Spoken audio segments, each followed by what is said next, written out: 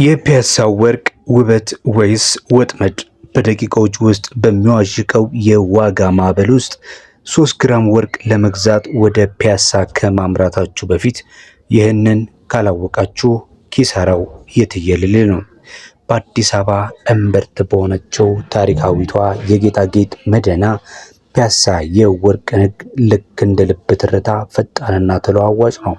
ምንም እንኳን ፒያሳ ያሉ ወርቅ ቤቶች አሁን አምባሳደር 4 ኪሎ አካባቢ ቢኖሩም ዛሬ የወርቅ ገበያውን እውነታ የ3 ግራም ወርቅ የዋጋ ስሌት በፒያሳና በአካባቢው ምድር ፍጹም ሊያደርጋቸው የሚገቡትን ጥንቃቄ እርምጃዎችም ዘርዝረን እንፈትሻለን። እስከ መጨረሻው ድረስ አብራችሁን ቆዩ።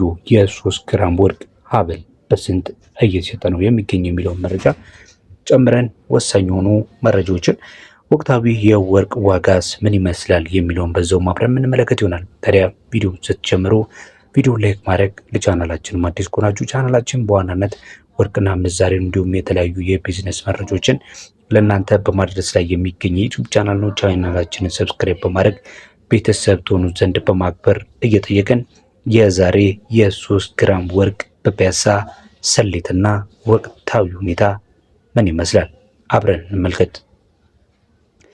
በአሁኑ ወቅት በኢትዮጵያ የወርቅ ዋጋ በዓለም አቀፍ የገበያ እና የሀገር ውስጥ የገንዘብ ምንዛሪ ለውጥ ምክንያት ከፍተኛ መዋዠቅ እያሳየ እንደሚገኝ ታውቃል።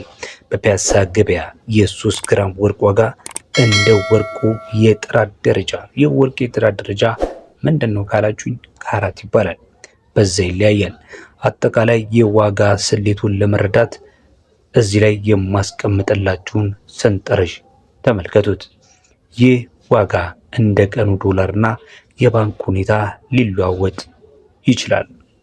የወርቅ አይነት በካራት 21 ክራት 1 ግራም አማካይ ዋጋ ከፍተኛ ዋጋ ነው። ከፍተኛ ዋጋ አለው የ21 ካራት ማለት ነው። እዚህ በሰንጠረዡ ላይ እንደምትመለከቱት የ3 ግራሙ የ21 ካራት ዋጋው ምን ያህል ነው ካላችሁ የሀገር ውስጡ በ25,000 እየተሸጠ ነው የሚገኘው። ቀንሷል ማለት ይቻላል።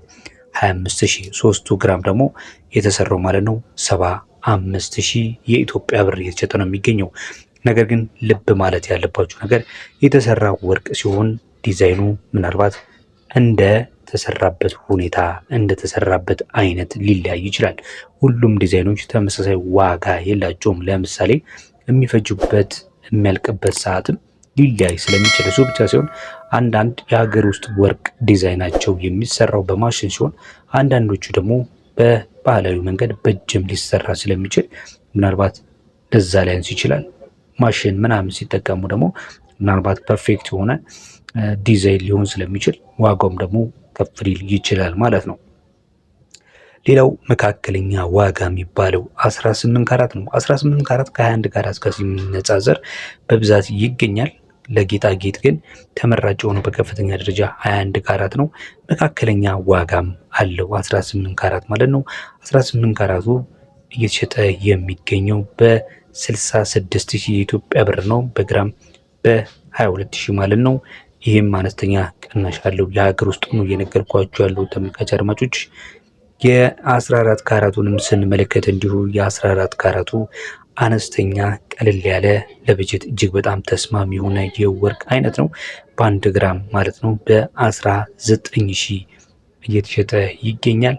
ሶስቱ ደግሞ በ57,000 የኢትዮጵያ ብር እየተሸጠ ነው የሚገኘው ማለት ነው። 1 ግራም ከነገርኳችሁ ያው በ3 ማባዛት ነው ማለት ነው። እንደምትመለከቱት በሰንጠረዡ ላይ 21 ካራት 18 14 ካራት የሚባሉ ወርቆች በኢትዮጵያ በተለይ እጅግ በጣም ከፍተኛ ተወዳጅነት ካላቸው የወርቅ አይነቶች ነው። በሀገር ውስጡ ብቻ ሲሆን የውጭዎቹም በጣም ተወዳጅነት አላቸው።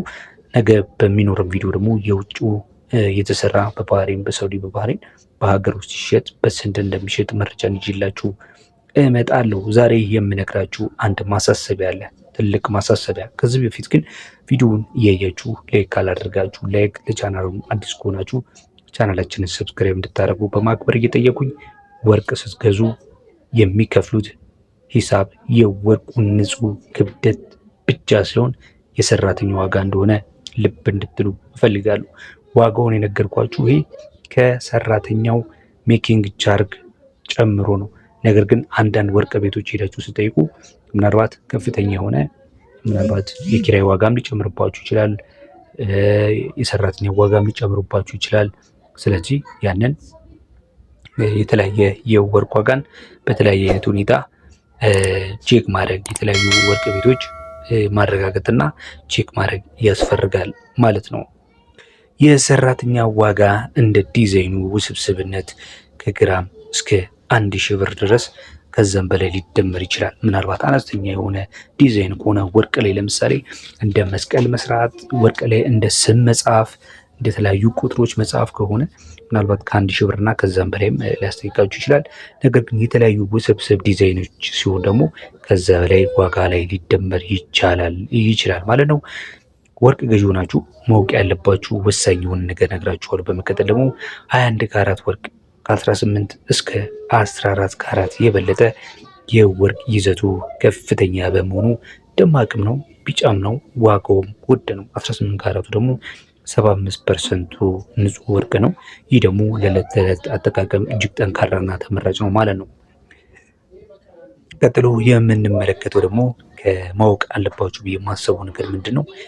ግሎባል ስፖት ፕራይስ ይባላል። ወደ ፒያሳ ከመሄዳችሁ በፊት የዓለም የወርቅ ዋጋ በአውንስ ስንት እንደሆነ የሀገር ውስጥ የባንክ ምንዛሪ የት ላይ እንዳለ ማወቅ ይኖርባችኋል። በዚህም ቻናል ላይ በተለይ ኢትዮጵያ ካላችሁ ውጭም ካላችሁ ከብር ጋር በተያያዘ ዓለም አቀፍ የሆኑ ምንዛሪዎችን በየዕለቱ እያቀረብን ነው የምንገኘው። በቻናላችን ላይ የምንዛሬ መረጃን ያገኛሉ ማለት ነው። በተጨማሪም ደግሞ ድጋሚ ሊሸጥ እፈልጋለሁ ካላችሁ 21 ካራት ወርቅ መልሰው ስትሸጡት ዋጋው ብዙ አይቀንስም፣ እንደ 14 እና እንደ 18 ማለት ነው። የወርቅ ይዞቱ አነስተኛ በመሆኑ መልሶ ስትሸጡት ዋጋው አነስተኛ ይሆናል። በገዛችሁበት ዋጋ ደግሞ መሸጥ አትችሉም ማለት ነው። ሌላው ወርቅ ቦታዎች ላይ ስትሄዱ ወይም ልትገዙ ስትሄዱ ማድረግ ያለባችሁን ነገር ስነግራችሁ፣ አንደኛ ወርቅን ስትገዙ ማህተብ አረጋግጡ። ማንኛውም ወርቅ ውስጠኛው ክፍል ላይ ጥራት ደረጃውን የሚገልጽ ማህተብ እንዳለው ቼክ ማድረግ አለባችሁ። 21 ካራት ከሆነ 21 ኬ ወይም 875 ጽሑፍ ሊኖረው ይገባል። 18 ካራት ከሆነ ደግሞ 18 ኬ ወይም 750 ማለት አለበት። 14 ካራት ከሆነ ደግሞ 14 ኬ ወይም ደግሞ 585 የሚል ጽሑፍ በሉፓ ወይም ደግሞ በማጉያ መነጽር መመልከት መፈተሻችሁን እርግጠኞቹ ነው። ሌላው ደግሞ መዘንጋት የሌለባችሁ ነገር ሚዛን ላይ ንቁ መሆን አለባችሁ። ወርቅ ሲመዘን አይናችሁን ከሚዛን ላይ አትንቀሉ። ሚዛን በትክክል 00 ላይ መነሳቱ እርግጠኞች ሁኑ። ከአራት የሰራተኛ ዋጋ ተለይቶ በካልኩሌተር ሲደመር አብረው መከታተል አለባችሁ። ለ3 ግራም ወርቅ ምንም እንኳን ትንሽዬ ስህተት ብዙም ባይጎዳም ግን በሺዎች የሚቆጠር ብር ልዩነት ሊያመጣ ይችላል። ስለዚህ ከአንድ በላይ ሱቅ ማወዳደር ይኖራል። በዋናነት ደግሞ ፍጹም መጀመሪያ በገቡበት ሱቅ መግዛት የለባችሁ። በፒያሳ ነጋዴዎች በተለይ የሰራተኛው ዋጋ እንደፈለጉ ሊጨምሩ ይችላሉ። ስለዚህ ቢያንስ 4 እና 3 ሱቆችን በመዞር የ1 ግራም ዋጋ እንዲሁም ደግሞ የሰራተኛውን ዋጋ ለይታችሁ ጠይቃችሁ ማወዳደር ይኖርባችኋል። ሌላው ደግሞ እዚህ ጋር መርሳት የሌለባችሁ ነገር ህጋዊ ደረሰኝ መቀበል አለባችሁ። የገዛችሁበት ሱቅ የዕለቱን ቀን፣ የወርቁን ክብደት፣ የካራት ደረጃ፣ ጠቅላላ የተከፈለው ገንዘብ በግልጽ የሰፈረበት ማህተም ደረሰኝም በግድ መውሰድ አለባችሁ ማለት ነው። ይህ ደረሰኝ ለወደፊት ወርቁን መልሶ ለመሸጥ ለመቀየር ብቸኛ ማስረጃው ነው።